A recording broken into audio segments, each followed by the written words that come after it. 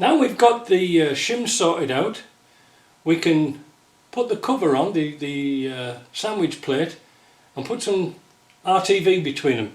In this case it's white high-low sill. I don't like that, I like the black stuff, but never mind. Now, one of the problems a lot of people encounter is putting the fifth and reverse assemblies together in the correct order, because sometimes you'll end up not being able to get the circlip on, or the split collars here problem, because there is a little bit of an issue. So I'm going to put these things on in order so you can follow this and no more tears. There is a shim that goes first. The shim dictates the height so you can get your circlip in. Generally speaking, the shim is good. Alright, so you got your shim. Next thing, you're going to put your sleeve on there. These are already pre-oiled. Bearing. Now this is the turn of the reverse gear. Now I'm not putting the fork on yet, I'm just doing it for clarity so you can see it. Fifth, reverse.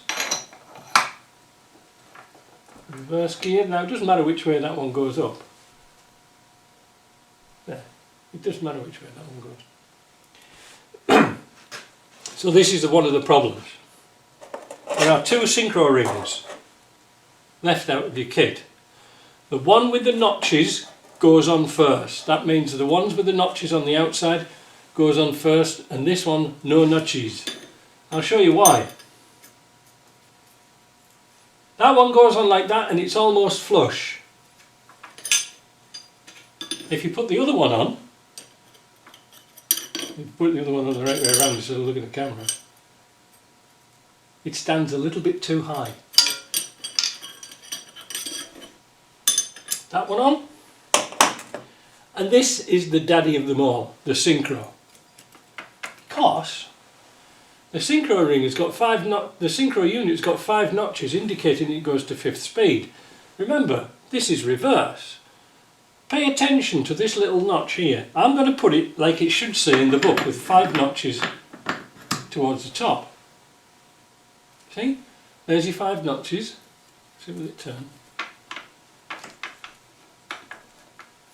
There's your 5 notches. Notice, you can't get the circlip in.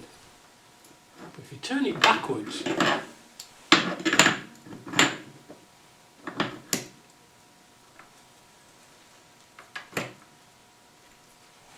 you can get the circlip in. Easy.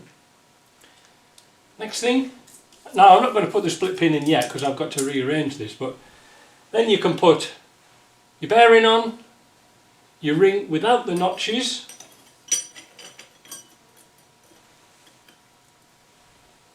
then your 5th gear, and you'll find there that you can get the split rings in really easy.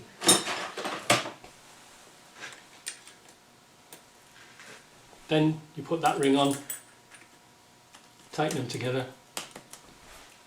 I'm just doing this temporary because I haven't put this other gear on yet, but I'm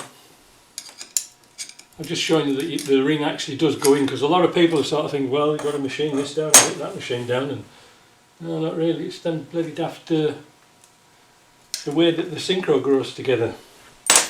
So once you've got that on, there's our new higher ratio gearing. So that's going to work out nice. All I've got to do now is pull that to bits and put the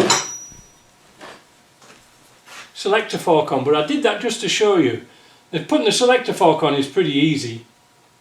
Doesn't need all that much, but just check all these things out before you start siliconing up. Alright, then it's easy. See ya.